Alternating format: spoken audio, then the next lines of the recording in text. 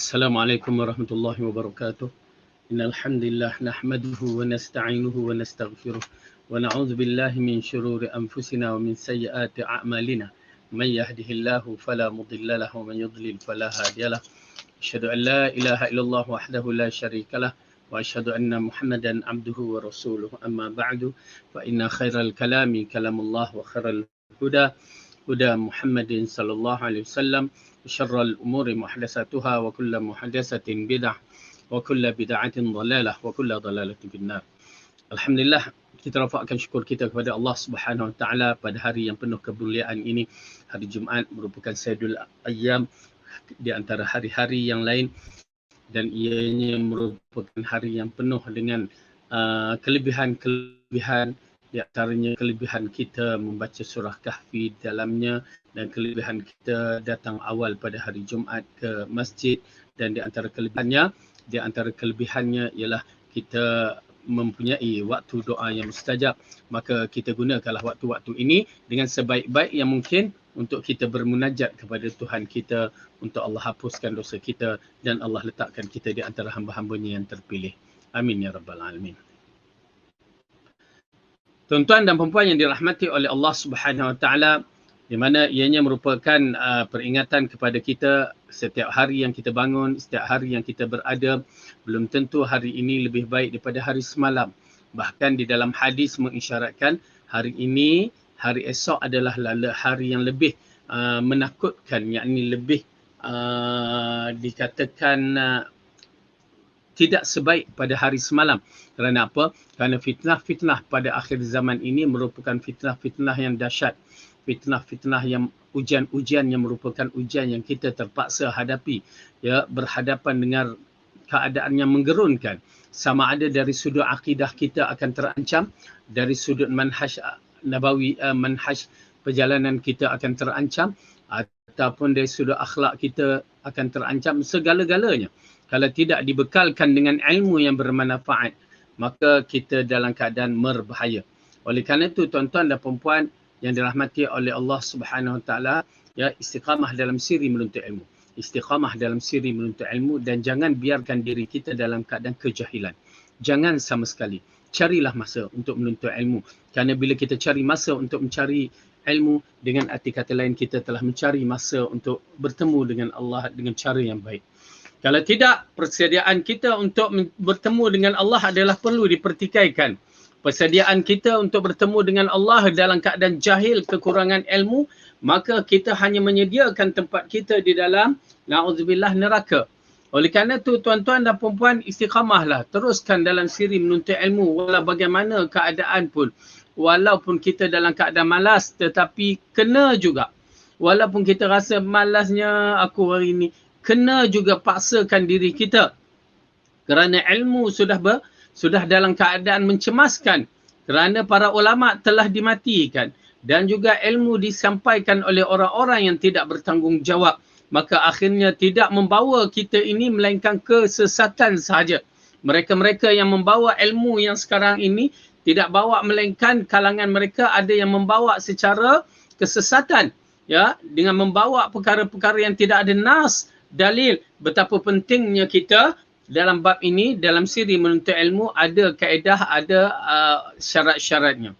Jadi ilmu yang bermanfaat ini hanyalah ilmu yang berpandukan kepada Al-Quran dan As-Sunnah, mengikut fahaman 3 generasi yang terbaik. Kalau tidak mengikut generasi yang terbaik ini, maka kefahaman Al-Quran dan As-Sunnah kita akan bercampur baur. Ya, keasliannya tidak ada lagi. Maka dia tidak mendatangkan, melainkan merosakkan kepada penganut-penganutnya. Oleh kerana itu, tuan-tuan dan perempuan, jadikan diri kita orang yang berilmu, yang ada ilmu, supaya kita tidak ditipukan oleh golongan-golongan yang sesat, yang bertopengkan agama, yang memakai serban jubah, kononnya di atas dasar agama, tetapi dia membawa, tidak ada yang dibawanya melainkan hanya kesesatan mengikut akal fikirannya. Na'udzubillah min zalik, yang mana ianya akan menyebabkan kita rugi di dunia dan rugi di akhirat. Na'udzubillah min zalik. Baik. Kita sambung balik pelajaran kita yang lepas, masih lagi berkisar dalam bab mukmin yang kuat dan mukmin yang lemah. Di mana orang mukmin yang kuat ini memang tidak dinafikan, ia merupakan satu nikmat yang Allah bagi. Dan bagi mereka yang lemah itu, paksakan atau usahakanlah diri kita supaya menjadi orang yang kuat. Ya, kalau kita nak mendapat ganjaran pahala yang besar. Tetapi kalau kita rasa cukup dengan apa yang ada, na'udzubillah min zalik, maka kita berdirilah atas diri kita sendiri. Agama ini bukan agama bagi orang pemalas. Agama ini bukan agama bagi orang-orang yang jahil ataupun orang yang tidak kreatif. Agama ini adalah agama yang dipandukan Al-Quran dan As-Sunnah, agama yang kreatif, agama yang inovatif, yang produktif. Oleh kerana itu kita kena berusaha untuk membangkitkan, ya, menjelmakan Islam sebagai agama yang terbaik, agama yang diletakkan sebagai membimbing ummah di dunia ini. Okey? Baik. Jadi kita masuk balik dalam muka surat 270. Muka surat 270. Nombor 8. Termasuk kelemahan adalah jika seorang hamba merasa telah banyak berdoa kepada Allah agar dia segera memenuhi hajatnya atau dia meminta kemudahan darinya untuk mengatasi kesulitannya.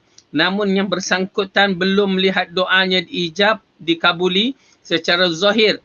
Ya, kemudian dia menjadi malas dan lemah untuk meneruskan doanya. Dan ini kadang-kadang berlaku pada diri kita, yang mana kadang-kadang kita berdoa, lepas tu kita kata kenapa Allah tak menjawab doa kita, kenapa doa kita tak mustajab, orang kafir mudah aja. Ya, ini di antara fitnah bisikan syaitan kepada kita, yang kita merasakan doa kita ni lambat diterima. Ataupun kita yang harap baru nak berdoa. Ya, itu yang masalah kita ni. Ya, masalah kita kadang-kadang kita rasa kita ni dah doa banyak sangat tetapi sebenarnya kita dalam keadaan leka. Syarat-syarat doa tu tak menepati. Ya, bila borang kita isi tak betul, kalau kena reject, kita tak boleh marah. Kita tak boleh marah pada orang yang reject. Kenapa? Borang isi tak betul. Ya, borang isi tak betul. Nama pun tak eja tak betul. Macam mana? Begitu juga dalam bab kita berdoa ada syarat-syaratnya. Bukan main somborono aja. Ataupun kita ni menyangkakan bahawa agama ni mudah-mudah kan. Ya, salah tu. Ya, agama ini ada SOP dia, ada syarat-syarat dia, dan bukan agama ini jenis yang tidak berkualiti. Kerana agama ini berkualiti, yang dijaminkan bagi penganutnya ialah syurga dan dijauhkan dari neraka. Itu dia kualiti dia.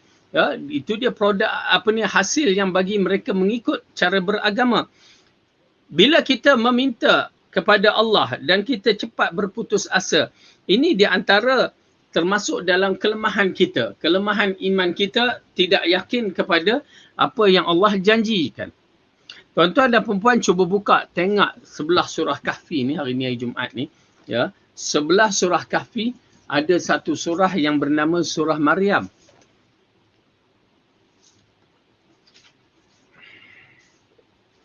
Cuba lihat.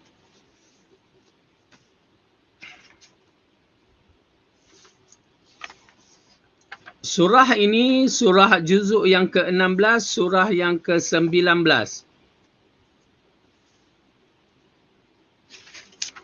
Muka surat 305.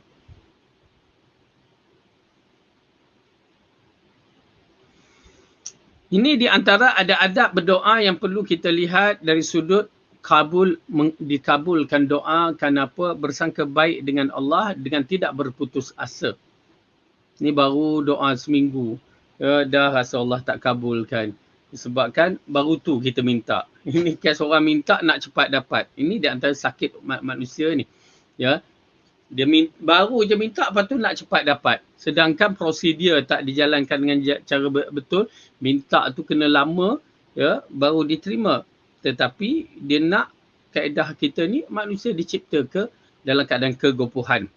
Okey, di antara ayat dalam surah Maryam ni, di mana Allah menceritakan bagaimana dia minta start di zaman, kalau orang ni baru kahwin, ya, dia akan terus minta, di antaranya Allah berikan dia zuriat. Betul tak? Berarti bergantung kepada kita kahwin umur berapa.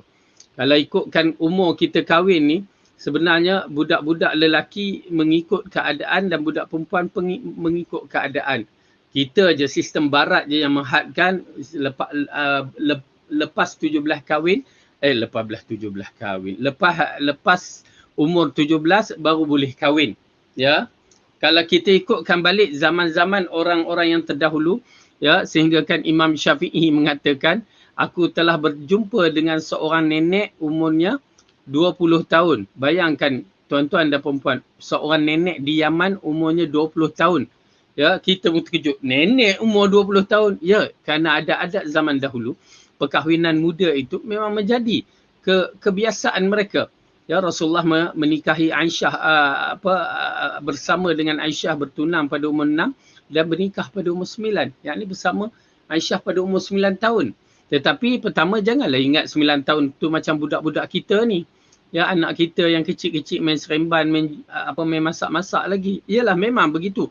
Tapi tubuh badan mereka, ya, subhanallah, besar. Kita pernah ada pelajar daripada Syria umur 12 tahun, mak budak. Ya. 12 tahun macam mak budak. Kita.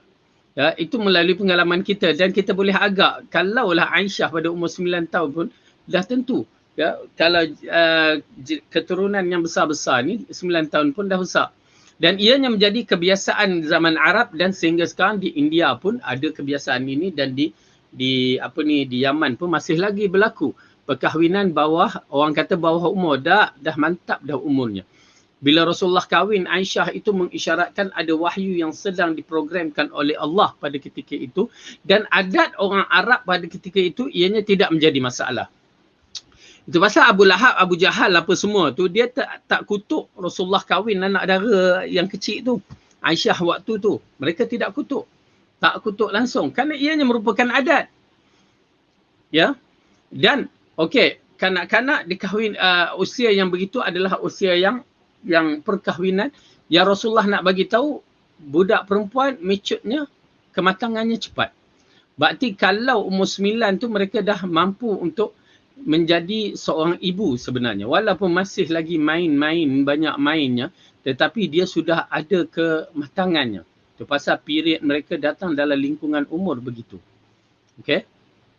Adapun anak-anak lelaki bagaimana pula dalam usia yang bagaimana? Kalau mengikut kisah, ya, kalau tak salah Sa'ad ibn Abi Waqqas, dia berkahwin pada umurnya 11 tahun.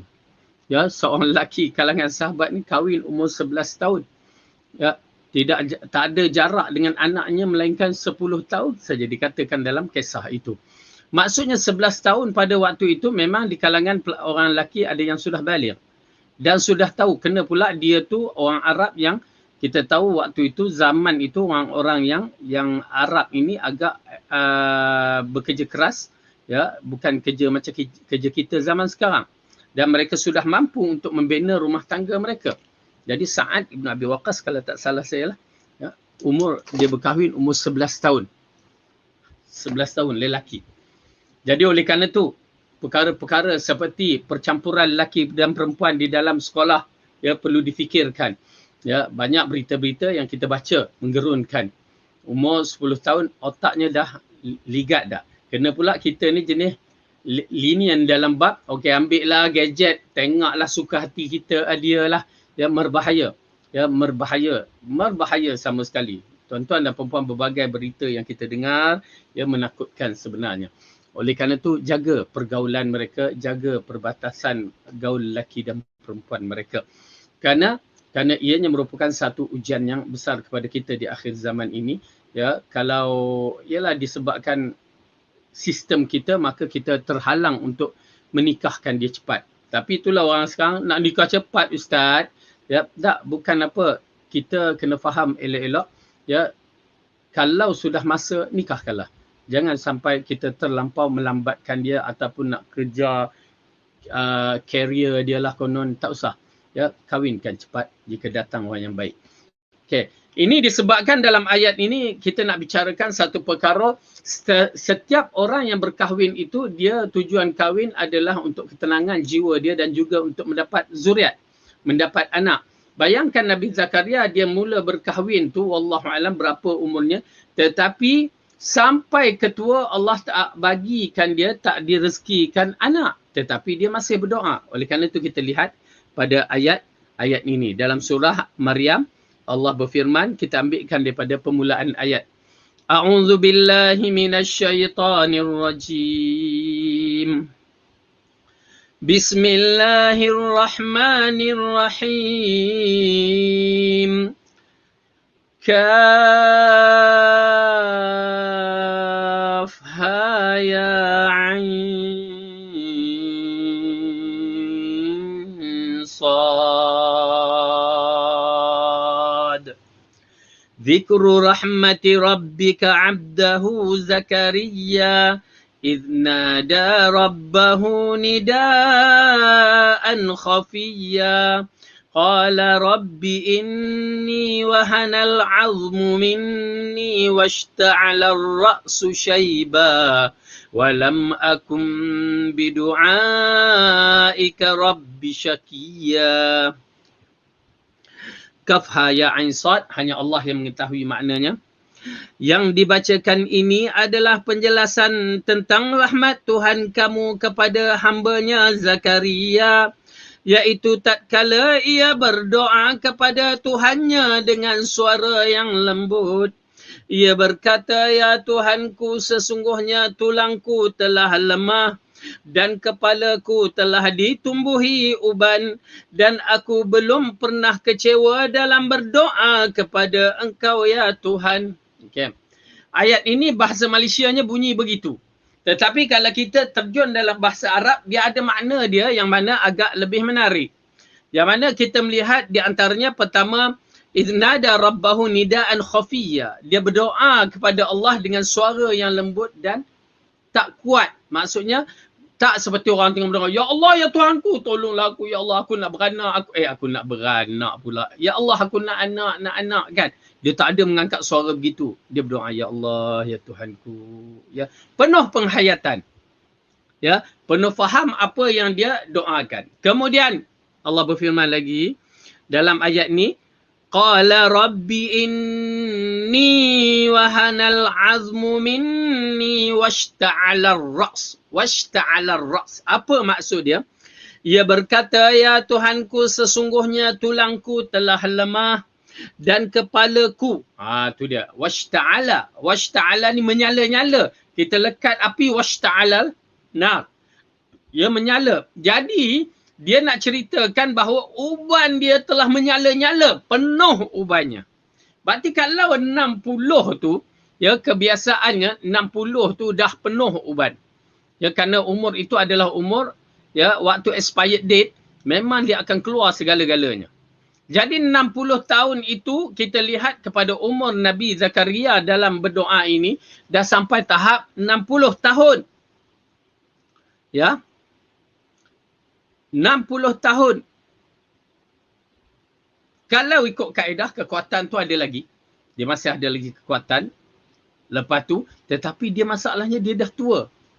Kekuatan tu tidak seperti awal. Tetapi diikuti dengan satu perkara lagi yang agak menggerunkan. Apa dia? Allah berfirman, wa inni khiftul mawaliya min warai wa kanat imraati aqira fahabli min ladunka waliya. Dan sesungguhnya aku khawatir terhadap kecuaian sepeninggalanku, sedangkan isteri aku adalah seorang mandul. Maka anugerahlah aku dari sisi engkau seorang putera. Apa dia tuan-tuan dan puan-puan? Satu kalimah yang bagi saya keajaiban kefahaman Zakaria, Nabi Zakaria terhadap apa yang Allah boleh buat. Apa dia? Fa'alu lima yurid. Dia boleh buat suatu benda yang kita tidak jangka. Keajaiban yang cukup luar biasa. Maka dia berdoa kepada Allah. Dia bagi tahu, ya Allah, pertama, aku ni dah tua. Tulang dah tak kuat. Uban dah banyak. Ya, namun aku tidak berputus asa daripada berdoa dengan kamu. Aku memerlukan satu waris dari keluarga Yaqub. Ya, waris untuk membawa risalah agama ini. Itu tujuan nak dapat anak. Ya, tuan-tuan dan perempuan, kadang-kadang kita ni main berdoa aja nak dapat anak, sudahnya anak tu anak yang tidak sehat dari sudut amalan-amalannya ataupun anak yang tidak soleh, dia akan menimbulkan fitnah yang besar. Oleh kerana itu bila kita berdoa nakkan dapat anak, ya, ialah dengan cara berdoa, ya Allah berikanlah aku zuriat yang soleh. Ya, penting tu. Jangan main ya Allah dapatkan dapat anak, akhirnya bila dah besar dia mendahaka kepada mak dan ayah. Itu yang kita tak nak. Ya. Oleh kerana itu kena faham elok-elok cara berdoa ialah cara meminta Allah dapatkan anak dengan kedudukan anak tu anak yang soleh. Namun kita menyaksikan lagi, lepas tu apa dia kata? Sesungguhnya isteriku adalah seorang yang mandul. Ibu, tuan-tuan dan perempuan, kalau perempuan dah mandul, confirm tidak boleh anak secara adat di dunia. Adat kita ni perempuan yang mandul ke lelaki yang mandul, tak ada anak. Takkan dapat anak. Tetapi tahu tak tuan-tuan dan perempuan, innallaha fa'alu lima yurid. Sesungguhnya Allah buat apa yang dia kehendaki. Kamu berdoa, Allah bagi. InsyaAllah. Yalah, melalui proses-proses yang lain tu, itu lain cerita. Tetapi di sini dikatakan wanita itu mandul. Dan Nabi Zakaria dah tua. Agak-agak kita mampu ke? Tetapi bila dia tahu bahawa dia berdoa dengan Tuhan yang Maha Pencipta, dia berdoa kepada Tuhan yang Maha Pencipta, maka secara automatik dia tahu bahawa Allah mampu memberikannya. Maka akhirnya Allah bagikan kepada Nabi Zakaria. Jadi sebagai seorang Muslim, dia tidak boleh lemah dalam siri berdoa kepada Allah. Dia kena sentiasa dalam keadaan bersemangat dan sentiasa dalam keadaan kuat. Baik. Ibnu Qayyim Al-Jauziyah berkata di dalam kitab Al-Jawab Al-Kafi, di antara kesalahan yang menyebabkan tertahannya doa adalah tak kala seorang hamba melihat doanya tidak membuahkan hasil dalam waktu yang singkat. Kemudian dia meninggalkan doanya. Keadaan orang semacam ini seperti petani yang menyemai benih untuk menanam bibit pepohon. Kemudian dia pun menjaga dan merawat beberapa saat. Namun saat dilihatnya apa yang dia tanam itu lambat berubah, dia pun meninggalkan dan tidak lagi menghiraukan. Ya, dia rasa lambat sangat, ya, lambat sangat pohon ni menghasilkan buah, maka dia tinggalkan. Ini di antara kesilapan, ya, kesilapan. Kalau kita melihat bagai setengah, ya, melalui pengalaman-pengalaman orang-orang yang mendapat kehebatan itu, apa dia? Mereka itu akan mencuba dan tidak berputus asa dalam percubaannya. Dan akhirnya kita menyaksikan kesan daripada kesungguhan. Mereka meminta atau mencuba kerja mereka dan mereka menjadi orang yang terkenal selepas itu. Kerana apa? Percubaan setelah jatuh itu amat penting. Kerana dia akan mengajar arti kebaikan. Percubaan, ya, beristiqamah dalam menguruskan suatu perkara itu amat penting, meneruskan suatu perkara itu amat penting, kerana di balik itu ada kejayaan. Innamal ba'dal usri yusra. Ya, selepas kesusahan itu ada kesenangan. Kemudian disebutkan oleh dalam kitab Sahih Al-Bukhari dari hadis Abu Hurairah radhiyallahu anhu bahwasanya Rasulullah sallallahu alaihi wasallam bersabda, "Yustajaba li ahadikum ma lam ya'jal yaqulu da'autu falam yustajab li." Doa salah seorang kalian akan dikabulkan selama dia tidak tergesa-gesa. Bukti ketergesaan adalah dia mengatakan aku telah berdoa namun belum juga dikabulkan. Ya, subhanallah. Ini satu perkara yang menarik. Ya, kadang-kadang kita macam saya pun baca hadis ni duk baca tapi tak mampu memahami dengan cara yang betul. Jadi bila kita melihat balik hadis ini bahawa Allah dah berikan jaminan yustajab. Ya, melalui hadis ini yustajabu, akan diperkenankan doa. Ya. Masya-Allah. Penting ni tuan-tuan dan perempuan. Ya, saya bila tengok ni masya-Allah. Kadang-kadang kita ni jenis tergopoh gapah. Ya, tergopoh gapah. Doa salah seorang dari kalian akan dikabulkan selama dia tidak tergesa-gesa. Ya, selama dia tidak tergesa-gesa. Kalau itulah maksudnya, maka tuan-tuan dan perempuan, kesabaran itu amat penting dalam siri berdoa. Minta dengan bermunajat dengan cara yang betul dan penuh harapan, insya-Allah tunggulah hasilnya dan jangan berputus asa. Kesembilan sabda Nabi SAW, dan jika engkau ditimpa sesuatu. Sabda baginda ini menjelaskan bahawa manusia itu jika telah mencurahkan segala kemampuan dan berdaya upaya sesungguhnya untuk mencapaikan keinginannya, namun keadaan tidak sesuai dengan kehendaknya, maka dia tetap wajib beriman terhadap ketetapan Allah dan tidak boleh berkata, seandainya saja aku melakukan ini, nescaya hasilnya akan demikian. Ya, yang mana ini di antara perkara yang Rasulullah SAW ajarkan kepada kita, ialah supaya kita melakukan kerja-kerja dan banyak menyerahkan urusan itu kepada Allah. Takdir, satu ketetapan yang Allah telah tetapkan kepada kita, kita tak boleh nak lari. Namun kita tetap berusaha dengan beberapa cara usaha. Okey, untuk menepati takdir yang berlaku, maka kita kena menepati berbagai cara. Ya, berbagai usaha yang cara kita menepati apa yang kita lakukan. Apa dia? Ya, misalnya kita ada hadaf untuk mendapatkan suatu benda. Suatu benda. Maka pertama kita kena usaha untuk mendapatkannya dengan membeli ke ataupun dengan apa cara ke, ya, dengan cara yang betul, maka kita cuba pergi dapatkan. Alhamdulillah kadang-kadang kita dapat, kadang-kadang tak dapat. Dengan arti kata lain, kita dah usaha. Maka yang dapat itu qadar yang ditetapkan, yang tak dapat pun qadar yang ditetapkan. Tetapi setelah usaha. Kadang-kadang betul orang yang tidak berusaha pun dapat. Ya, rezeki masing-masing ketetapan yang Allah tetapkan. Namun kita adalah diarahkan untuk mengikut ketetapan yang telah diajarkan oleh Rasulullah SAW. Okay. Misalan, semalam saya punya handphone hilang. Nasib baik Allah nak bagi tunjuk. Hilang. Urusan-urusan sekolah keluar-keluar hilang. Dia cari dalam kereta tak ada, tanya anak kan dah bagi, tak ada, dia kata. Lepas tu, alhamdulillah kat mana hilang tu kita dah boleh agak. Lepas tu macam saya agak terputus asa juga. Cuma nak cancelkan Celcom tu, cuma ada benda-benda yang penting tu lah. Tapi anak kata, abah, ayah cuba kita tanya orang yang suruh kita ubah kereta dia. Pergilah kat kedai tu tanya. Lepas tu dia pun bagi pinjam telefon, dia kontak dapat. Ya, waktu tu saya digombak, orang yang pegang telefon saya dah ada dekat Keramat, dekat UTC Keramat. Alhamdulillah. Ya, alhamdulillah, walaupun memang pecah sedikit, tapi alhamdulillah.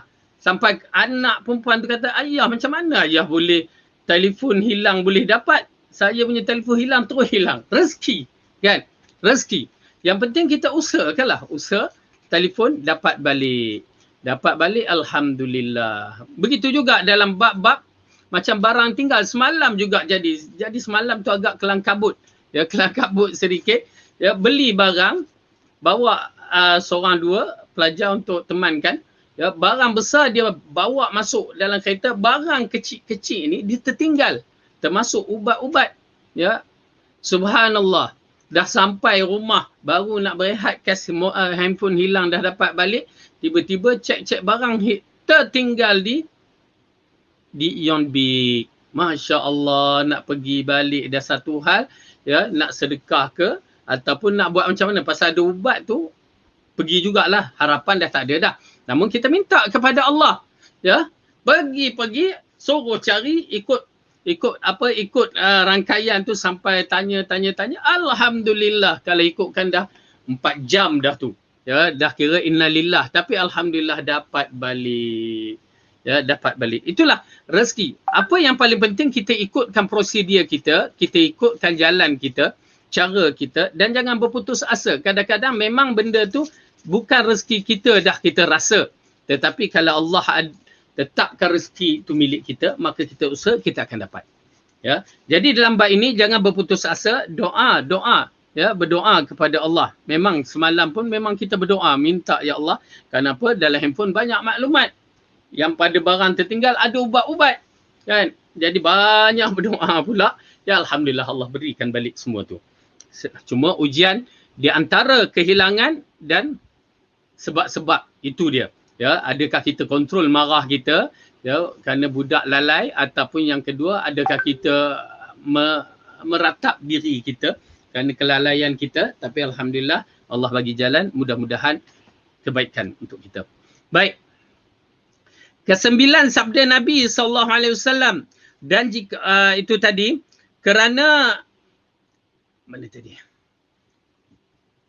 Kita ulang balik. Sabda Nabi, dan jika engkau ditimpa sesuatu, sabda baginda ini menjelaskan bahawa manusia itu jika telah mencurahkan segala kemampuan dan daya upaya sesungguh-sungguhnya untuk mencapai keinginannya, namun keadaan tidak sesuai dengan kehendaknya, maka dia tetap wajib beriman terhadap ketetapan Allah dan tidak boleh berkata, seandainya aku melakukan ini, nescaya hasilnya akan demikian. Ya, dia kena terima hakikat jika berlaku sebaliknya. Bahkan ia kena yakin bahawa itulah qada dan qadar Allah dan jangan banyak bicara dah. Ya, dia tidak boleh mengatakan seandainya aku, kalaulah aku buat begini, kalaulah aku buat begini, kerana dengan mengucapkan kata seandainya ataupun kalau akan membuka peluang bagi syaitan menjerumuskan dalam kesalahan. Ya, itu yang bila kita kata kalau, akhirnya kita akan mempersalahkan diri sendiri, satu bab.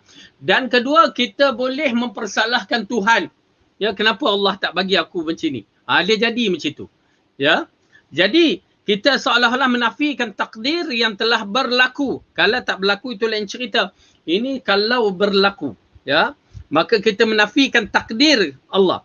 Kesedihan atas keputusan Allah yang berada dengan keinginannya menyebabkan kesabaran hilang dan dirinya lantas itu pun berandai-andai jika melakukan yang begini pasti musibah yang tidak benci akan menimpa dirinya.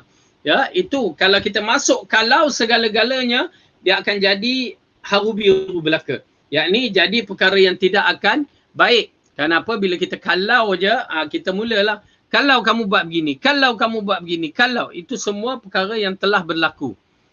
Dia kalau nak kata kalau sebelum berlaku, kita punya plan. Kalau kita buat begini, dia jadi macam ni. Kalau buat begini, jadi macam tu. Itu tidak mengapa. Kalau permulaan sebelum kita lakukan. Tetapi bila kita dah kata, dah buat begitu, maka dia berlaku. Maka di situ, ya, merupakan satu ketetapan qada dan qadar. Ketetapan Allah itu tidak boleh diubah. Ke-10. Sedangkan kata lau seandainya yang digunakan untuk menyatakan keinginan atau cita-cita yang baik, maka demikian termasuk yang terpuji.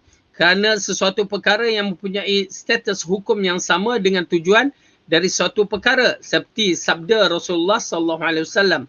Lau istakbaltu min amri mastadbartu ma ahdaitu walau la anna ma'il hadiya la ahlaltu ma'akum. Andai saja aku mampu memutar balik urusan ini, nescaya aku akan kembali kemari tanpa membawa haiwan sembelihan dan aku pasti akan bertahallul bersama kalian. Hadis riwayat Bukhari. Ya, dengan arti kata lain bahawa perancangan itu ada kalau, maka tidak menjadi masalah. Ataupun dia plan untuk akan datang, ya, tidak menjadi masalah. Jadi oleh kerana itu tidak ada penyesalan. Bila suatu perkara itu telah muktamad berlaku, maka bertawakallah pada Allah dan serahlah segala-gala urusan itu kepada Allah. Baik, ini di antara perkara yang berkaitan dengan orang-orang mukmin yang kuat jiwanya, kuat hatinya.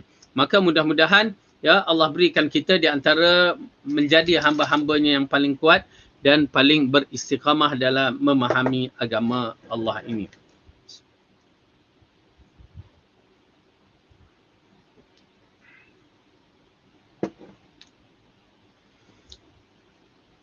Tajuk berikutnya, pesan agar tawaduk dari Allah. Ya, pesan agar merendahkan diri. Ya, kenapa? Ini di antara sifat-sifat yang terpuji yang seharusnya ada pada diri orang-orang yang beriman. Sifat-sifat yang terpuji ini. Kenapa? Rasulullah SAW diutuskan dengan akhlak yang mulia. Ya, diutuskan dengan akhlak yang mulia. Ya, yang mana Allah memujinya. Wa innaka la'ala khuluqin azim. Sesungguhnya kamu di atas akhlak yang mulia, yang tinggi, yang besar.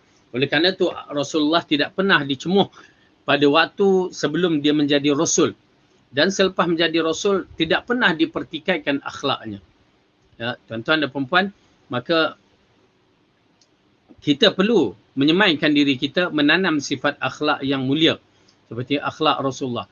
Dan akhlak ini perlu diajar, ditarbiahkan kepada diri kita, ya, supaya kita mengikutnya, supaya kita dipaksa untuk menjadikan akhlak kita yang baik. Kerana ada setengah orang diberikan kelebihan, memang dah ada akhlak tu disebabkan bimbingan mak dan ayah dia waktu dia kecil.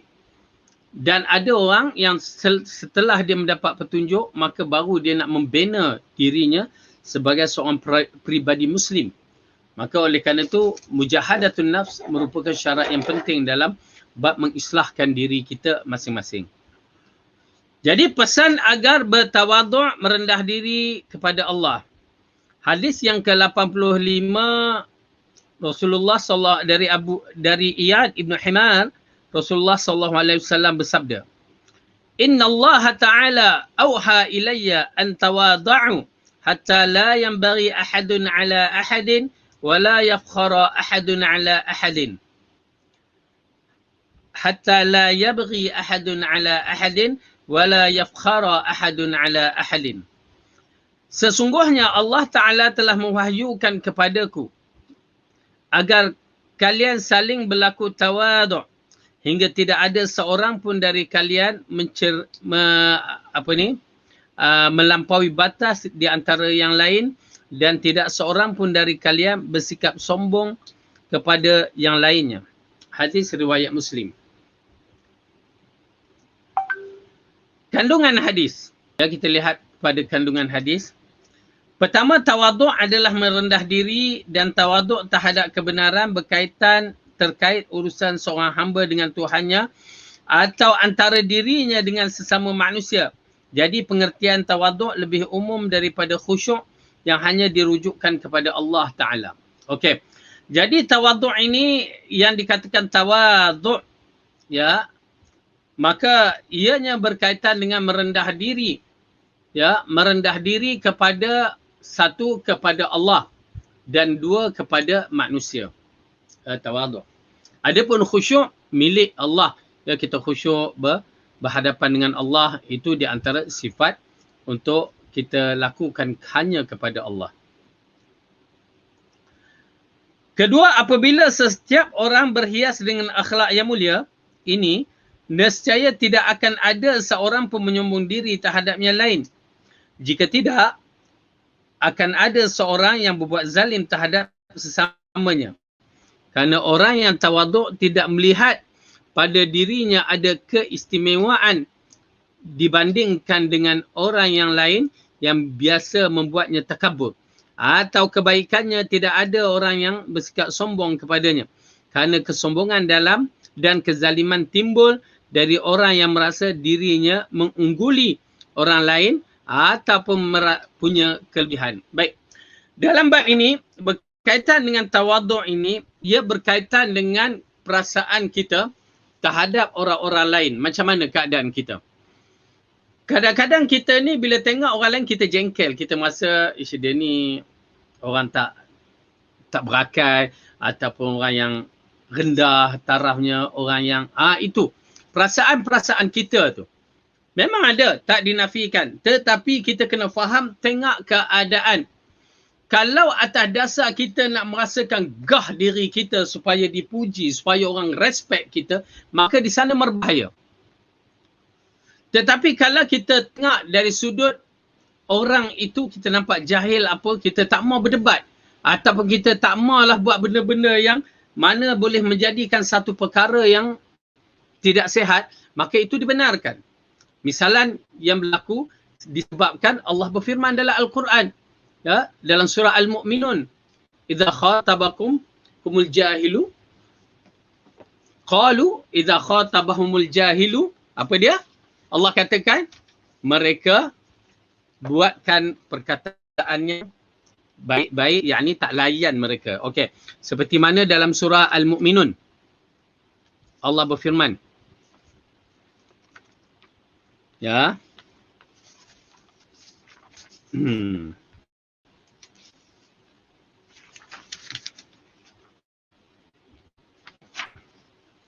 sebentar.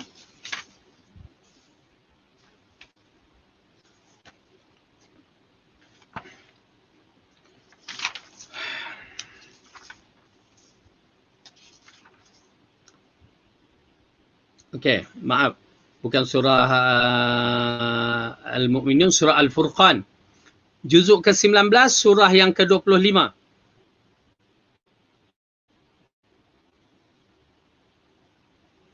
Ayat yang ke-63, muka surat 365.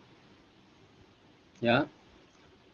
Surah 25, juzuk 19, muka surat 365, ayat yang ke-63. A'udzu billahi minasy syaithanir rajim.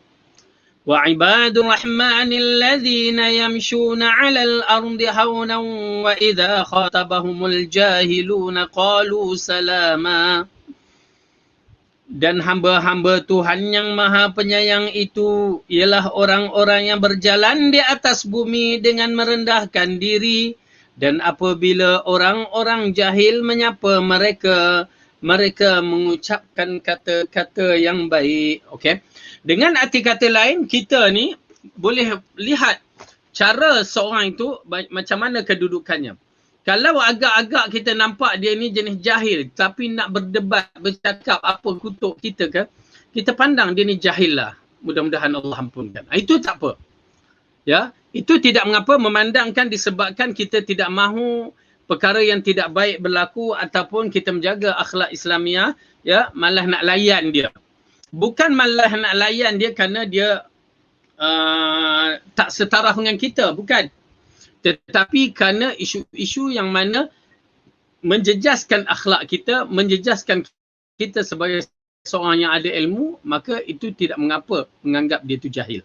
Ya, itu berlaku biasanya. Bab kata Imam Asy-Syafi'i, jika aku berdebat dengan orang gila, maka aku gila.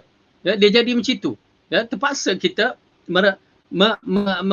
mengenepikan dia dan menjauhkan dia daripada terjebak kita sendiri menjadi jahil. Okay. Itu tidak mengapa. Tetapi yang menjadi isu dalam bab ini, apabila kita memandang orang-orang itu lebih rendah daripada kita. Dia datang ego. Ya, kita merasakan kita ni hebat, kita merasakan kita ni orang yang berada, orang yang kaya, orang yang berpangkat, maka kita memandang orang lain tak ada setara dengan kita.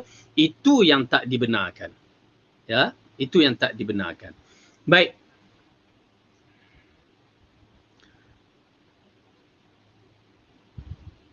Ketiga, ada banyak nas dalam Al-Quran dan Sunnah memuji sikap tawaduk berikut penyandangnya. Allah berfirman di antaranya dalam surah Syu'ara, dan rendahkanlah dirimu terhadap orang-orang yang mengikutimu, iaitu orang-orang yang beriman. Ya, yang mana Allah mengarahkan Rasulullah. Kita tahu siapa dia Rasulullah, Sayyidul Anbiya, ketua para nabi, ketua manusia. Tetapi Allah tegur, ya, kepada Rasulullah SAW supaya tetap bersikap merendah diri dengan para sahabat. Masya Allah. Itu di antara akhlak yang mulia. Begitu juga di dalam surah An-Najm, yang mana Allah mengatakan, maka janganlah kamu menganggap diri kalian suci. Dia mengetahui tentang yang bertakwa. Wala tuzakku anfusakum. Ya, jangan kamu cuba nak kata aku ni orang baik, ya. Aku ada serban besar, aku boleh bercakap Arab apa. Jangan. Ya, Abu Jahal bercakap Arab juga, Abu Jahal serban besar juga, jubah pun besar. Ya, lagi besar. Tetapi dia adalah orang-orang yang dilaknati oleh Allah. Ya, okey. Kemudian, dan bersikap lembutlah dalam surah Al-Maidah, yang bersikap lemah lembut terhadap orang-orang mukmin. Ya, ini di antara arahan Allah kepada kita, bersikap lemah lembut terhadap orang-orang mukmin. Jadi lafaz ini mengisyaratkan kepada kita tawaduk, merendah diri pada semua orang-orang yang beriman. Ya. Tuan-tuan dan puan-puan, berbahaya kadang-kadang syaitan membisikkan kita. Ya, itu pasal bila kita kadang-kadang majlis orang miskin kita tak nak pergi, tapi bila majlis orang kaya, maka kita akan berlumba-lumba pergi. Itu di antara sifat yang bukan tawaduk. Ya, bukan sifat yang terpuji. Majlis orang miskin tak datang, majlis orang kaya datang. Kena pula majlis tu ada, ya, orang yang bertaraf datuk-datuk seri apa semua itu, ya, walaupun corruption apa semua, kita suka nak datang kepada tempat-tempat yang begitu. Na'udzubillah min zalik.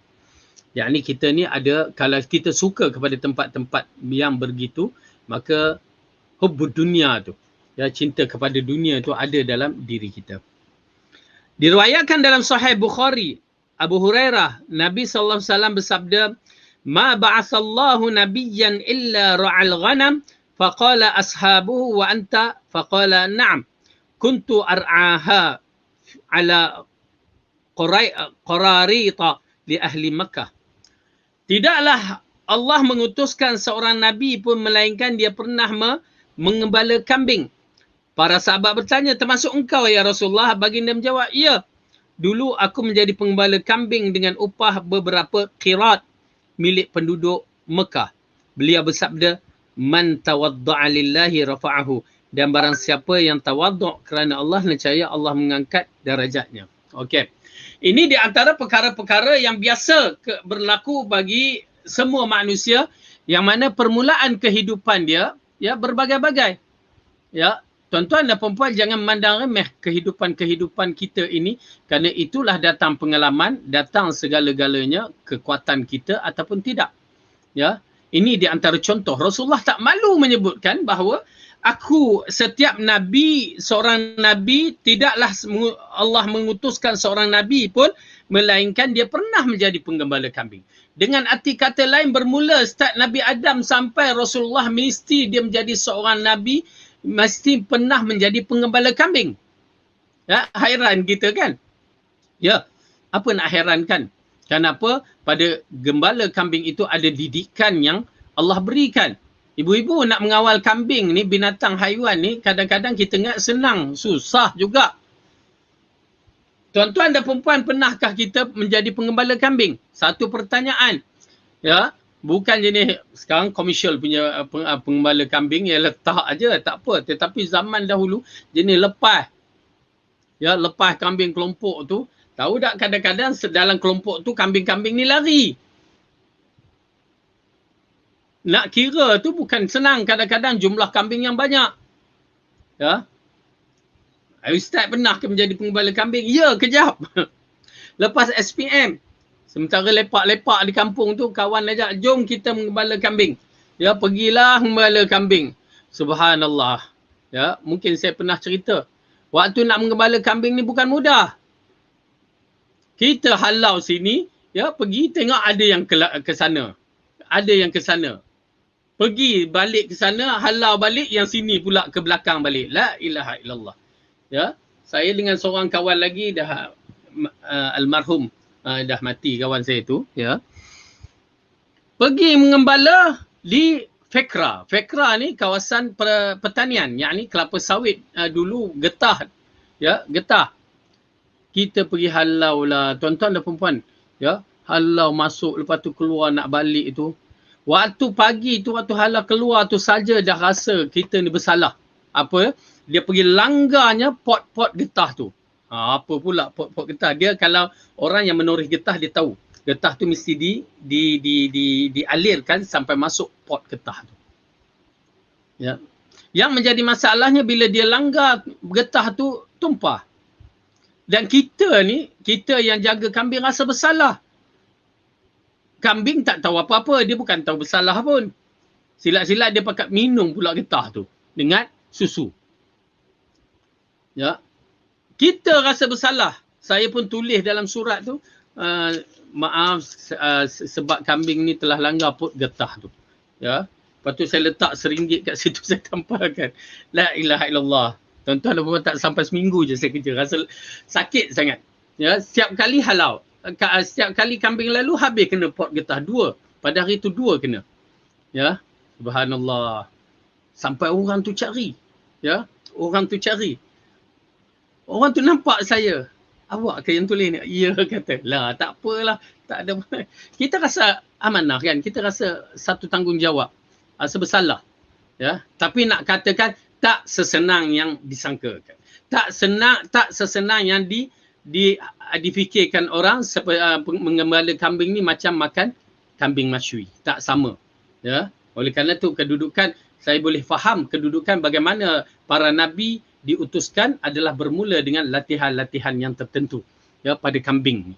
Ya, pada kambing. Baik. Jadi Rasulullah mengatakan aku termasuk orang yang mengembala kambing dan mendapat upah qirat. Ya, qirat. Apa dia? Dia katakan qirat milik penduduk Qararid, penduduk Mekah. Qirat. Ya, qirat ni adalah satu lafaz sama ada perak ataupun emas. Ya, satu karat. Orang kata satu karat. Ya, qirat. Qararid. Okay, jamak dia. Baik. Jadi Rasulullah SAW melalui pengalaman dia, dia pernah menjadi pengembala kambing. Kemudian apabila dewasa sikit, dia menjadi ya peniaga. Yang lepas tu dia berkahwin dengan Khadijah, dan kita tahu apabila kepakaran Khadijah dan kepakaran Rasulullah bergabung, jadi Rasulullah telah berniaga dalam keadaan yang cukup mahir dan cukup dahsyat, dan Rasulullah adalah kaya ya dengan hasil-hasil yang dimiliki dengan Khadijah. Okey. Jadi nak ceritakan semua para nabi adalah mereka pengembala kambing. Oleh kerana itu bila datang seorang manusia nak kata aku ni nabi ya macam di Indonesia diwahyukan dengan surah Yasin, pengembala kambing pun tak pernah. Ya itu yang jadi dia bongok juga. Ataupun macam kita Rasul apa ni Melayu kita Abdul Qahar tu yang belakang zoo negara ke dalam zoo saya pun tak pasti. Ya. Dia mengaku dirinya diwahyukan juga dia nabi bagi orang Melayu. Ya, na'udzubillah min zalik syarq. Maka dia pun tak pernah mengembala kambing. Yang tahu dia berada duduk di Kemensah di belakang zoo negara. Alangkah baiknya jika dia dalam zoo negara. Okey, baik. Kemudian baginda bersabda man tawadda'a lillah rafa'ahu. Barang siapa yang bersikap tawaduk kerana Allah, nescaya Allah akan mengangkat darajatnya. Ini kelebihan orang yang mempunyai ilmu, kelebihan orang yang mempunyai harta, kelebihan orang yang mempunyai pangkat-pangkat. Jika dia tawaduk. Kerana orang miskin dia tak boleh tawaduk. Kenapa? Aku ni tawaduk. Dia tawaduk pasal dia tak ada kekayaan. Ataupun orang jahil, aku tawaduk. Dia kejahilan dia. Ya. Ini menunjukkan orang-orang yang mempunyai status tertentu, kehebatan tertentu. Dia tawaduk, merendahkan diri. Bak kata pepatah kita, tidak akan hilang bisa ular ya melalui akar berduri. Ya, maksudnya tetap dia di sisi orang mulia, di sisi Allah lagi mulia. Kesan dia tawaduk. Berbandingkan orang yang agak sombong, ya, ada ilmu sikit pun dah sombong, ada harta sikit dah sombong, tak ada nilai di sisi Allah. Ini di antara kelebihan ya, Allah akan mengangkat darajatnya, dan bukan sekadar darajatnya, kemuliaan dia dan lain-lain, Allah akan angkat dia. Ini kelebihan tawaduk. Diriwayatkan oleh Al-Bukhari dan dari Abu Hurairah beliau baginda bersabda, "Lau du'itu ila qura'in aw zira'in la ajabtu walau uhda ilayya qura'un aw zira'un laqabiltu." Andai aku diundang jamuan makan, yakni dihidangkan hanya kaki kambing, bahagian daging yang paling sedikit, pasti aku akan datang. Dan andai kata dihadiahkan kepadaku kaki kambing, tentu aku akan terima. Ya, ini di antara sifat tawaduk Rasulullah sallallahu alaihi wasallam. Kita bila nak makan pastikan biryani, ya, paha kambing, bukan kaki tu, bukan ketin dia. Kaki tu, ya. Paha kambing, aku datang. Kalau kata kaki macam mana kaki ya? Kita ni na'udzubillah min zalik. Ini di antara masalah kita. Ya, itu baru bab makan. Ya, belum lagi nak duduk mana, ambil tempat yang ada aircon. Mula kita. Ya, tak mainlah tepi jalan. Amboi. Kan? Ini di antara sifat ego kita, sombong kita. Ya. Rasulullah sallallahu alaihi wasallam dikatakan, kalau aku dipanggil untuk hanya makan qura'in, ya, tahu tak qura'in kaki kambing ni, au zira'in. Qura'in ni bahagian kaki, sehingga kan Rasulullah melarang kita memperlecehkan orang yang nak bagi, macam kita pernah tengok kambing tu, kaki dia ada kasut tak? Tu dia. Kasut dia tu. Ya, buang kasut dia tu, daging tu. Di antara daging yang orang anggap remeh. Tapi Rasulullah melarang kita mencerca kalau orang nak bagi. Makan. Kadang-kadang orang bagi kaki ayam aja, tak buang kuku pula tu. Dah. Itu dah. Memang orang tu tak reti masak lah. Ada ke kaki ayam tak buang kuku. Buanglah kuku. Nak bagi kaki ayam, buanglah yang hitam-hitam tu. Tak apalah. bagi. Ya, maksudnya begitu. Jangan sampai tak buang kuku. Kita nak makan pun dah tercekik rasanya. Ya. Tetapi kalau orang bagi dalam bentuk-bentuk yang begitu, jangan kita memandang remeh. Jangan kita menolak. Kenapa? Rasulullah kata, la ajabtu, maka aku akan menyautnya. Aku akan terimanya. Kalau dia bagi aku kaki kambing, ya, dia hadiahkan kepadaku kaki kambing, tentu aku terima. Ya, kita ni dah lalu makan kambing, kambing masywi, kambing kuzi, kambing apa lagi, ya. Subhanallah. Lalu bila orang bagi je kaki, alamak, kita mula tak selera, alah, kerana kita memandang remeh, kerana sifat ego kita tu ada. Ya, terima je. Kalau apa-apa pun terima, nak bercakap atau nak memandang apa, di belakang. Ni, itu belum lagi kalau orang kampung datang. Ya, kadang-kadang kita ni di bandar nak apa saja, petik lah.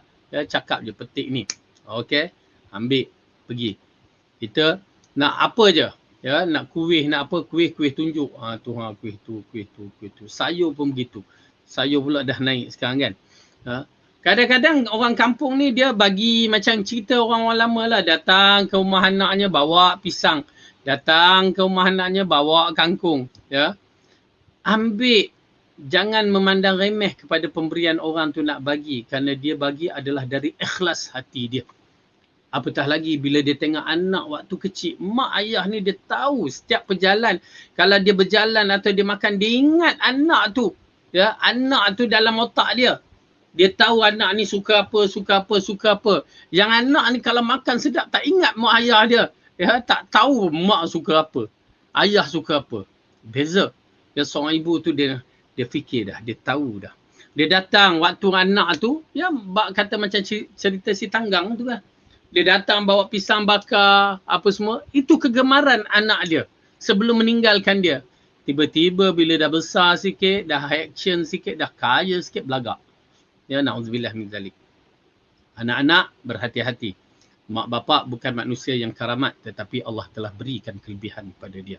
Doa dia mustajab. Bila-bila masa je kamu sakiti dia, na'udzubillah. Ya, bukan itu saja, bukan doa dia mustajab saja, tetapi kemurkaan Allah sudah disediakan bagi orang yang menderhakai mak dan ayah dengan cepat sekali. Di dunia, akhirat dah lain cerita. Okay, na'udzubillah min zalik. Keempat, dalam hadis ini juga ada peringatan dan ancaman terhadap orang yang sombong dan berbuat zalim. Allah Ta'ala berfirman, sesungguhnya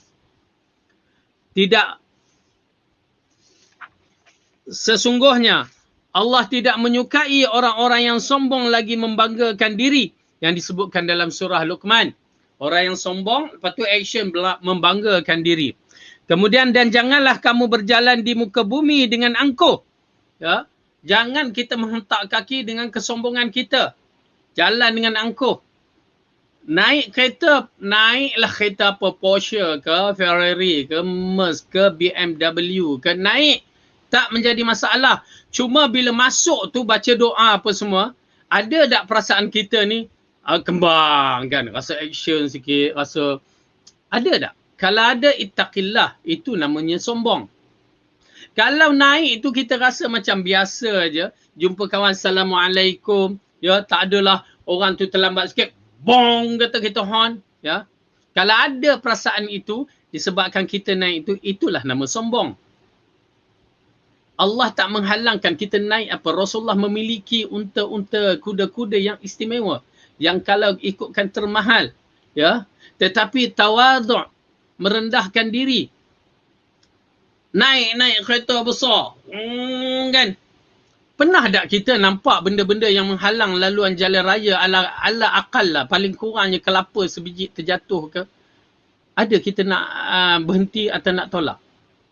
Supaya kita fikir kalau orang belakang ni yang naik motor pun terlanggar tergolik mereka. Ada tak? Ataupun kita buat de aja. Merbahaya. Kerana itu ada sifat sombong. Apa salahnya? Ya, apa salahnya? Kita nampak kadang-kadang, saya pernah tengok sampai tahap orang tu ya makan sombong, tapi bukan di Malaysia lah, di Pakistan dulu. Ya. Hanya garfu jatuh, kita nampak apa salahnya ambil letak balik. Tak. Dia tak ambil, dia tak perasan, dia tolak dengan kaki ke apa, dia buat aja. Kita kata, ish, sombongnya. Ya, dia nak siapa nama waiter tu pergi ambil kan. Kamu dah jatuhkan, angkatlah, apa masalahnya, letaklah. Ya. Ni tak, kita memang terasa, ya, kita rasa lain orang yang sombong, lain orang yang tak sombong ni. Ya. Jadi apa salahnya, ya, kita menaiki kenderaan-kenderaan yang besar, tetapi jangan sombong. Apa salahnya kita duduk rumah-rumah yang besar, tetapi jangan sombong. Itu je. Ya, ada manusia-manusia yang begitu, tidak dinafikan. Ya, tawaduk, merendah diri, ya, tidak mahu dipanggil gelaran-gelaran, tetapi dia tetap still orang yang dihormati. Ya. Masya-Allah. Maka kita kena jaga diri kita. Okey. Dan janganlah kamu berjalan di muka bumi ini dengan angkuh. Dan dalam surah Al-Isra, kemudian dalam surah Qasas, negeri akhirat itu kami jadikan untuk orang-orang yang tidak menyombongkan diri dan berbuat kerosakan di muka bumi. Tahu tak ayat apa itu? Ayat itu berkaitan dengan Qarun. Dalam surah Al-Qasas, Qarun yang mana ianya sombong. Qarun memiliki harta yang banyak. Tuan-tuan dan puan-puan, sejarah umat yang terdahulu merupakan pengajaran kepada kita. Tidak ada orang yang hebat seperti mana Fir'aun sampai dia pun terlupa dirinya hamba sehingga dia mengaku ana rabbukumul a'la. Bukan terlupa, dia merasakan dia sombong. Apabila Qarun mengangkat dirinya sebagai orang yang paling kaya, ya, harta tu dia yang miliki dengan diri dia sendiri yang mendapatkannya. Dia terlupa Allah yang memberikannya. Bukan terlupa, memang dia buat je. Akhirnya Allah lakukan sesuatu. Namrus mempunyai kehebatan yang cukup dahsyat. Ini semua golongan-golongan yang terhebat yang pernah diceritakan oleh Allah dalam Al-Quran dan Al-Hadis. Tetapi kerana sombong, ego. Ya. Tengok ya tuan-tuan dan perempuan. Zoom tenggelamnya Fir'aun sampai ke dasar bumi di dalam Laut Merah. Tenggelam. Mula-mula ana rabbukumul a'la, aku Tuhan yang maha tinggi. Tenggelam sampai ke dasar bumi. Qarun, dia bawa dengan harta-hartanya di depan perarakan tu, dia bawa, dia tunjuk kepada orang, ya, ni aku Qarun, Musa tak ada apa-apa. Ya, dia bawa harta sebanyak-banyak, kunci sahaja yang dipikulkan oleh beberapa orang-orang yang kuat. Kunci saja. Kunci kita hilang semedang. Ya, reta kita menunjukkan reta kita tak ada sangat. Ya. Tetapi Qarun begitu sekali. Tapi derhaka kepada Allah. Sombongnya itu akhirnya dia dibenam ke muka bumi sampai sekarang belum lagi sampai ke bumi yang ketujuh tu. Belum lagi. Subhanallah. Namrus. Begitu juga kesombongan dia. Jangan kesombongan kita itu dijadikan sebagai alasan kita tidak beriman kepada Allah. Akhirnya mati, yang setengah riwayat mengatakan disebabkan seekor nyamuk je masuk lubang telinga. Itu je. Mati. Dia kata aku punya tentera yang kuat, bina aku semua untuk melihat, ya, Tuhan berbagai-bagai. Akhirnya dia dihancurkan begitu saja. Tuan-tuan dan perempuan, ini merupakan satu perkara yang perlu kita ambil iktibar. Saya berkaitan dengan berkaitan dengan Qarun tu, saya teringat dalam orang hantar klip video yang lelaki tu Indonesia yang sombong mengatakan mana COVID? Mana COVID? Oh, dia tunjuk kehebatan dia bersilat, badan dia besar kan. Ini dia COVID, mai sini. Pum, kena COVID, terduduk, terbaring. Ya. Makhluk tentera-tentera Allah. Allah nak hantar apa-apa saja dia boleh hantar. Cuma kita je lah yang kena jaga. Baik, jadi dalam bab ini diriwayatkan oleh Ibnu Mas'ud, hadis yang diriwayatkan oleh Muslim, Nabi bersabda, la yadkhulul jannata man kana fi qalbihi mithqalu dzarratin min kibr. Tidak akan masuk syurga siapa saja yang di dalam hatinya masih ada kesombongan walau hanya sebesar zarrah. Hadis Muslim. Ya, hadis-hadis yang ini berkaitan dengan banyaknya. Maksudnya orang yang sombong, apakah orang yang sombong ini? Orang yang takabur, Orang yang takabur dia kena tahu bahawa takabur itu adalah ridha Allah, pakaian Allah yang mana tidak ada siapa yang boleh memilikinya. Takabur yang ada pada diri kita, sombong yang ada pada diri kita ini yang tidak membenarkan hak yang dimaksudkan takabur ataupun sombong ini ialah apabila kebenaran itu datang dia tolak dan dia mempelecehkan orang lain. Okey? Maksudnya bila kedatangan bila suatu benda itu didatangkan kepada dia ya supaya dia jangan sombong, maka dia tolak. Kamu diam, ya. Aku tahulah. Tu sombong tu. Lepas tu kamu apa ada? Tu memperlecehkan orang lain. Dan kita menasihat sungguh-sungguh dalam bab ini, terutamanya bahagian agama kita ni, jangan sombong. Ya, jangan sombong. Bila kita dapat hadis sahih beriman dan ikutlah mengikut fahaman yang betul. Bila datang dalil yang sahih beriman, jangan sombong. Kerana munculnya golongan-golongan yang sombong ini apabila mereka mula mempertikaikan hadis-hadis sahih. Itu dia sombong. Lepas tu mula nak buat perkara-perkara bid'ah melalui akal fikiran. Lepas tu memperlecehkan orang-orang. Itulah maksudnya sombong. Maka na'udzubillah. Ya, jangan sampai kita termasuk dalam golongan orang yang takabur. Kenapa? Tuan-tuan dan perempuan, orang yang pernah, makhluk yang pernah menjadi yang terbaik, ya, yang didudukkan dengan para malaikat, iblis. Didudukkan dengan para malaikat kerana kedudukannya yang begitu hebat. Tetapi bila Allah cipta je Nabi Adam dari tanah, dia memandang perkara ini adalah satu perkara yang akan menggugat kedudukannya.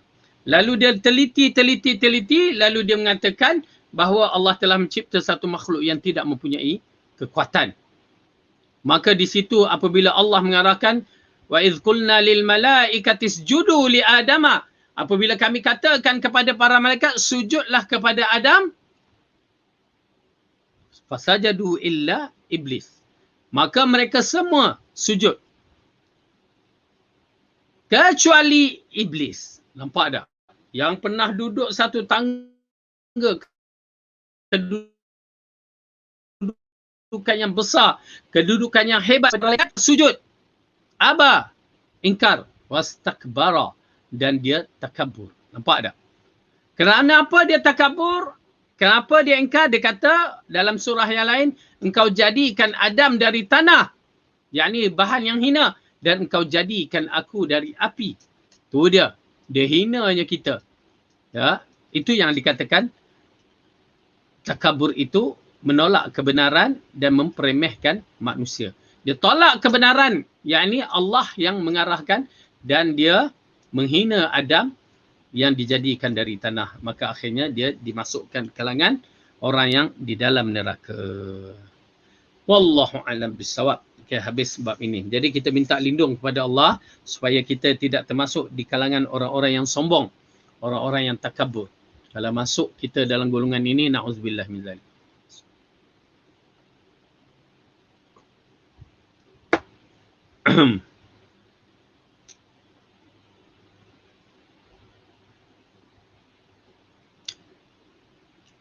Bab yang berikutnya, terhindar dari seksaan dan terangkat darajat kerana membela kehormatan orang mukmin. Ini kelebihan kita menjaga orang mukmin.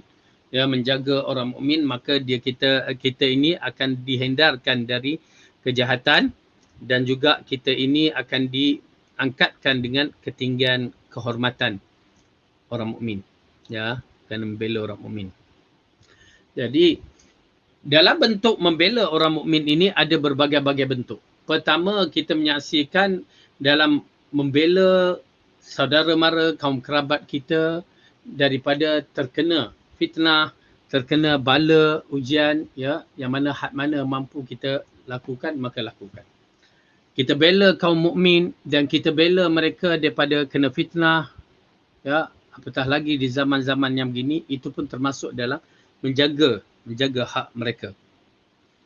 Apatah lagi kalau kita, kawan-kawan kita, tak kira kawan-kawan ke, suami ke, isteri ke, ya, yang mana membela mereka itu dari belakang. Orang kutuk-kutuk kawan-kawan kita, kita kata tak boleh. Orang ajak mengumpat, kita larang. Maka itu di antara orang yang terbaik. Ya, kawan yang terbaik. Ini suatu benda yang kena kita faham. Bagaimana seorang yang mempertahankan kawannya di belakang itu amat besar artinya. Ya, berbandingkan seorang tu bersama-sama lepas tu belakang dia nyucuk pula. Ya, tikam dari belakang. Itu merupakan orang yang jahat. Ada unsur nifak dalam dirinya. Orang mukmin dia akan membela orang dari belakang. Pasal kita diajar dalam bab ini, bila kita tengok WhatsApp, kita tengok Facebook, Twitter, jangan cepat melatah. Jangan cepat-cepat melatah. Akhirnya kita mula mengikut rentak-rentak orang, mengumpat dan mencerca. Jangan. Ya, na'udzubillah min zalik. Dari Abu Daud, hadis yang ke-86. Dari Abu Daud, Nabi SAW bersabda, Man radda an irdi akhihi bil ghaib, raddallahu an wajhihi nar yaumal qiyamah.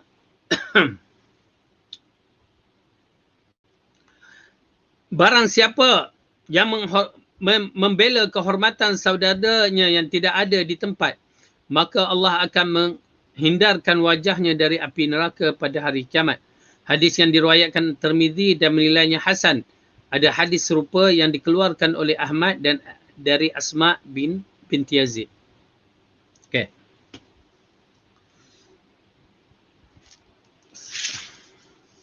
Kita terus kepada kandungan hadis.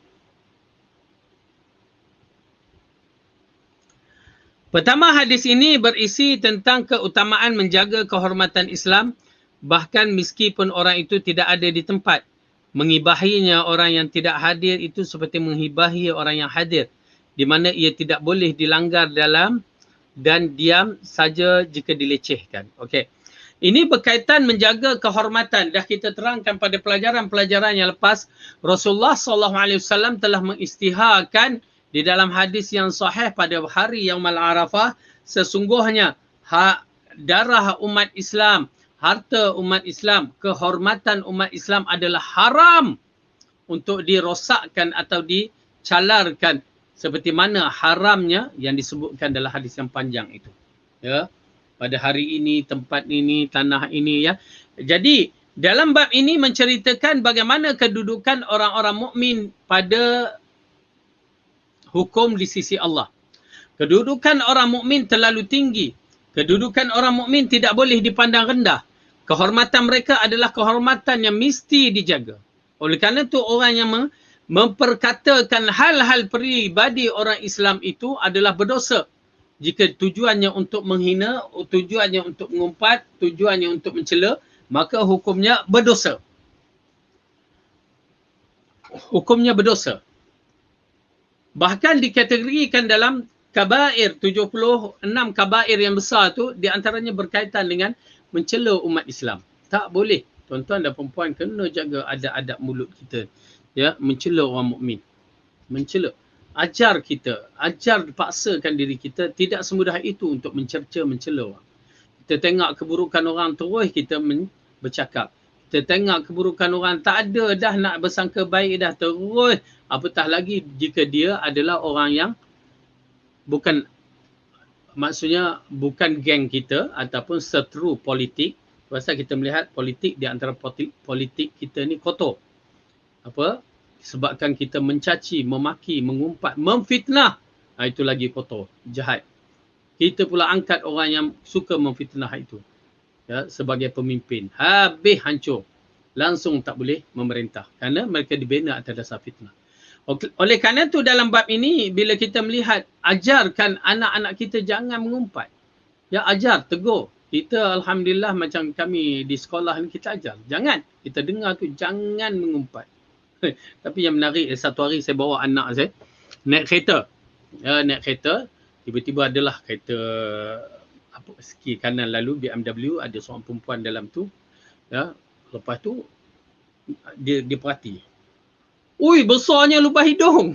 Saya terkejut. Mana belajar ni? Saya tegur kan. Ha? Kenapa nak mengumpat orang dari belakang cakap macam tu? Ha? Siapa yang ajar awak tu tiba-tiba boleh bercakap lubang hidung besar? Allah dah jadikan begitu. Lepas tu dia kata, bukan orang. Habis apa? Kereta. Lah. Kereta mana pula yang lubang hidung besar tu? Kan? Kita pun terkejut. Kita ingat dia mengumpatkan orang. Rupanya dia kata bak kereta. Bukan lubang hidung. Memang style kereta tu. Yelah, budak-budak sekarang ni bila naik tengok kereta itu disebabkan cerita apa tu. Ya, saya pun tak tahu apa nama cerita tu. Yang mana cerita yang kereta tu boleh bercakap. Ya, cerita kartun tu, kereta lumba tu. Ya. Jadi dia boleh terbayangkan imajinasi dia tu, kereta tu itu hidung dia. BMW tu yang ada bahagian depan tu. La ilaha illallah. Nasib baik. Kalau awak kata pada kereta, tak apa. Ya, kalau kata pada orang, kena dengan ayah. La ilaha illallah. Gambaran mereka, ya, mereka punya imajinasi terhadap kereta tu, ya, kan boleh bercakap lah dalam filem tu, kereta begini, gini. La ilaha illallah. Orang budak-budak sekarang kan. Jadi kita cuba tegur. Tak apalah kalau kesilapan begitu, kita pun tak perasan. Tapi kita sensitif benda tu. Jangan nampak dia terus mengumpat. Nampak terus dia nak mengata-ngata orang. Tapi kalau kita tu, itu memang, itu imajinasi dia. Kita tak adalah marah. Kan? Tapi itulah ceritanya. Kita akan tegas. Ya? Tegas. Jangan mulakan, jangan ajar berbicara. Kalau itu kita sendiri pun tidak akan berbicara, anak-anak kita kan pun kita akan arahkan jangan berbicara pribadi orang. Ya, itu memang kita punya prinsip. Kerana setelah kita belajar tentang membatalkan amalan-amalan soleh kita, ya, dengan mudah. Bahkan bukan membatal saja, kita pergi bagi pula amalan-amalan soleh kita pada orang yang kita cela. Ya, maka kita tak pernah minta lindung pada Allah kut terlepas ke apa, na'udzubillah, minta Allah ampunkan dosa. Ya, kita cuba mengelakkan mulut kita berbicara dalam peribadi yang begini. Ya, baik. Sian pula kena marah tu. Ya, kena marah dulu apa-apa, tapi tak apalah lepas tu. Okey.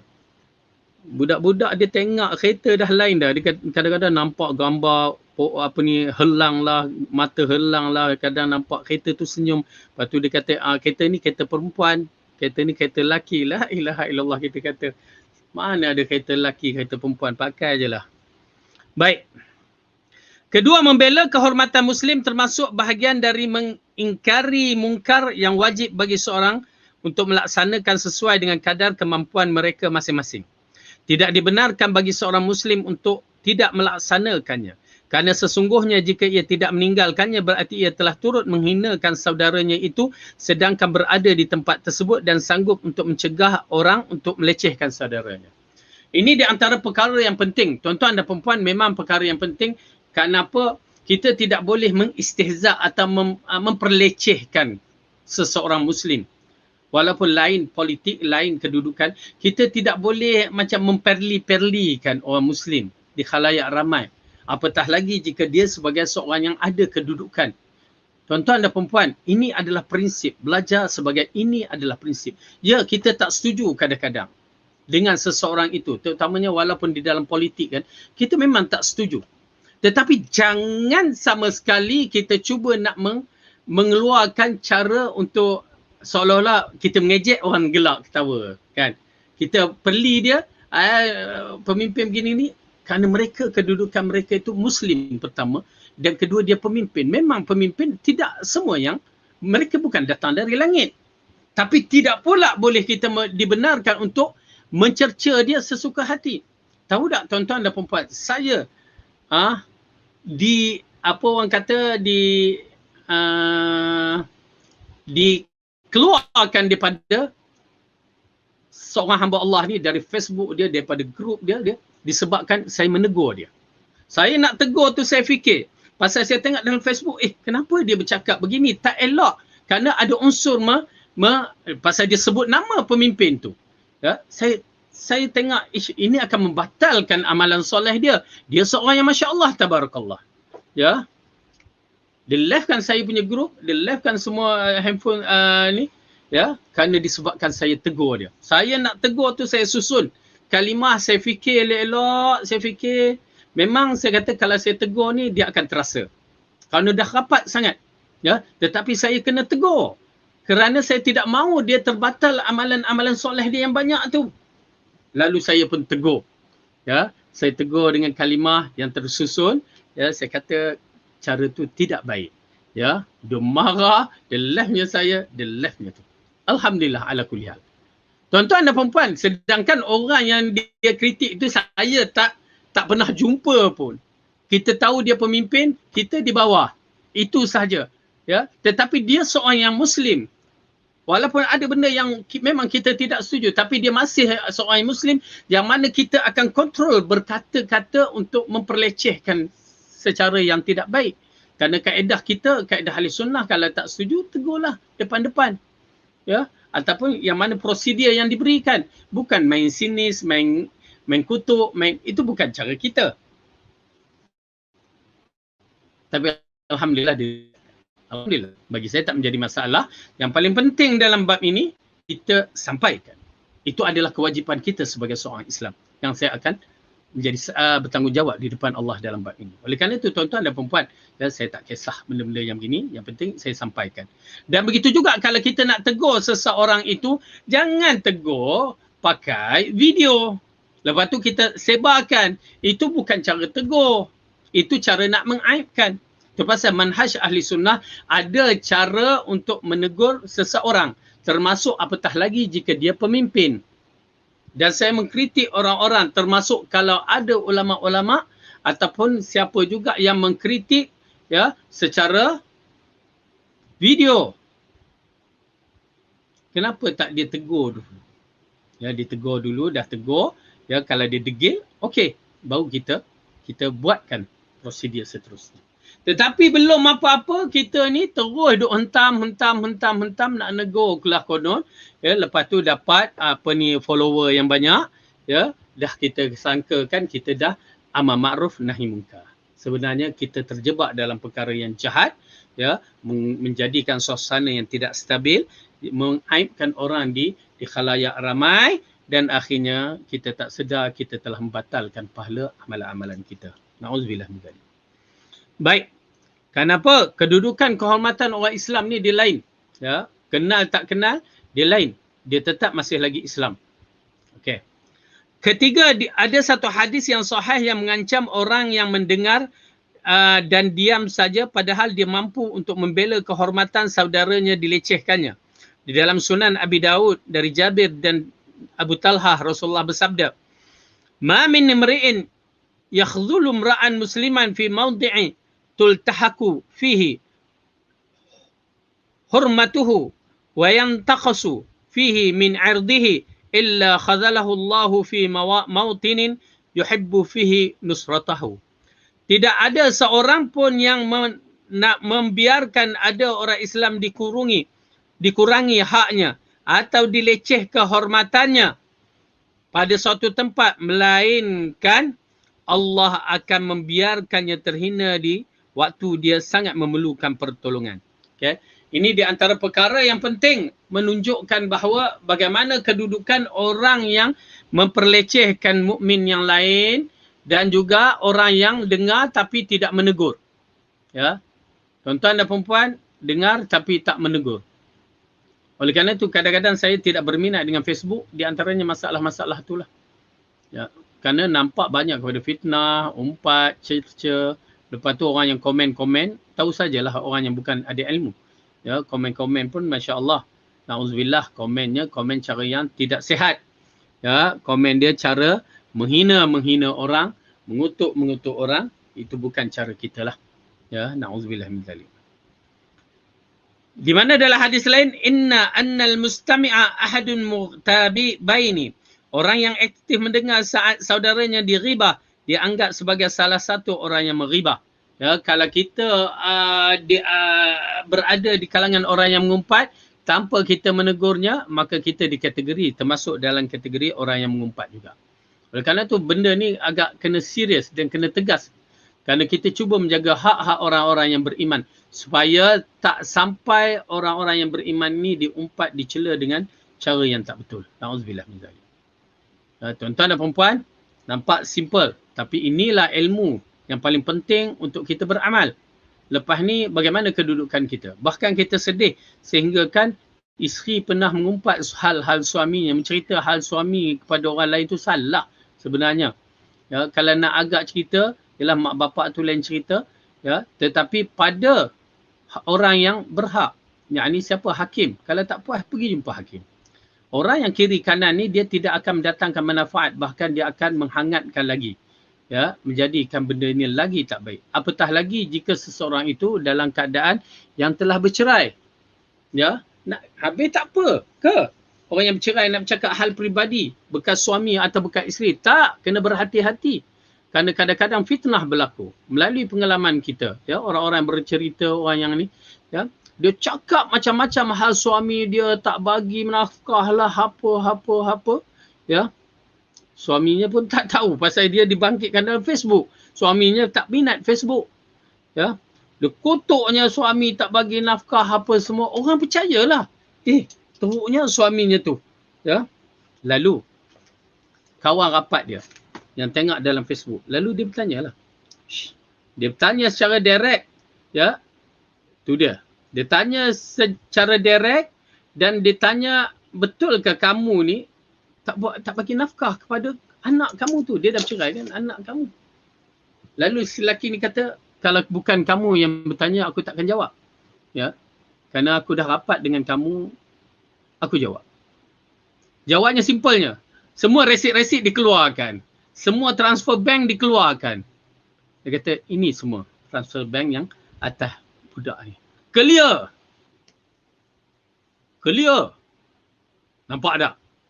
Walaupun dah bercerai, kita kena ada adab, akhlak. Lepas tu perempuan tak tahulah, dia tak puas hati. Dia bawa ke mahkamah. Dia kata suami dia, tadi kata suami tak bagi nafkah. Bekas suami ni tak bagi nafkah. Lepas tu dia bawa mahkamah, nafkah tak cukup. Kan. Itulah tuan-tuan dan puan, apa-apa pergi rujuk pada mahkamah. Tak apa. Suami pun pergi mahkamah. Bekas suami. Rupanya perempuan ni pernah berkahwin pertama dulu. Bila berkahwin pertama dulu, lalu dia buka cerita. Dia katakan bekas suami dia dulu yang membantu dia menafkahkan anak dia ni. Terasalah orang tu. Terasa orang tu. Tak apa. Bawa. Mahkamah buat keputusan. Ya, dia kata dia bagi tak cukup. Tak cukup. Bekas suami yang satu tu membantu, ya, nafkah untuk anak ni. Tak apa. Mahkamah kata, jom kita kira.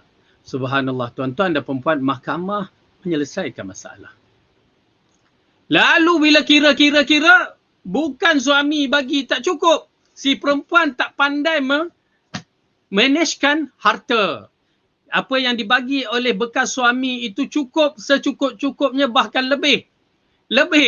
Ya. Lebih banyak pula tu.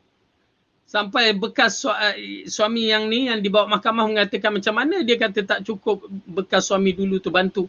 Sedangkan tengok dalam pembagian tu lebih pula. Itu pihak mahkamah kata kalau orang nak bantu jangan kita kaitkan. Iyalah dia nak bantu. Tapi jangan kita sampai kata orang ni bagi tak cukup, apa tak cukup. Ya. Jadi oleh kerana itu berhati-hati. Ya. Berhati-hati supaya kita tidak terjebak dalam fitnah, tidak terjebak dalam mengumpat, sama ada orang yang kita suka, orang kita tak suka, ataupun orang yang pernah bersama kita dan berpisah, orang yang berbagai-bagai yang perlu kita ambil. Yang paling penting dalam bab ini, tutup mulut kita, ataupun tutup WhatsApp kita, ataupun daripada kita mengumpat ataupun memfitnah, mengata orang-orang lain. Ingat, kita akan hidup di satu lagi alam yang mana apa yang kita buat, kita akan tuai di sana. Dan yang menjadi masalah bila kita tuai, didapati amalan itu dah bukan milik kita, amalan itu dah milik kepada orang yang pernah kita umpati. Jadi barang siapa yang berada di dalam majlis yang ada ghibah, maka dia harus melakukan 3 perkara, iaitu membela kehormatan saudaranya yang Muslim, meninggalkan majlis, mengingkari dengan hati atau dengan lisan, jika tidak mampu menghentikannya, berpindah dari majlis. Jadi ini di antara kelas apa yang pernah saya katakan di dalam siri kelas-kelas yang saya ajar. Jika terdapat dalam kelas itu ustaz mula membicarakan peribadi orang dengan jelas nama disebut apa, tinggalkan majlis tersebut. Kerana kita tidak diajar untuk mendengar majlis-majlis mengumpat. Ada ya majlis-majlis yang begitu. Majlis-majlis macam itu, pertama kita mampu kita tegur. Dan kedua kita ingkari. Dan ketiga kita tinggalkan majlis. Supaya ustaz yang mengajar itu boleh berfikir apa yang diajar itu betul ataupun salah. Jadi insyaAllah Tuan-tuan dan puan-puan, banyak manfaat pada hari ini kita dapat ya daripada hadis-hadis ini, supaya kita lebih berjaga-jaga ataupun lebih berhati-hati, dan juga kita hendaklah membela orang Islam supaya terbela, tidak diumpati dan tidak diperlecehkan. Jadi wallahu a'lam bissawab. Yang baik itu datang daripada Allah, salah silap dari saya sendiri. Aqulu qawli hadza wa astaghfirullah li wa lakum. Wassalamualaikum warahmatullahi wabarakatuh.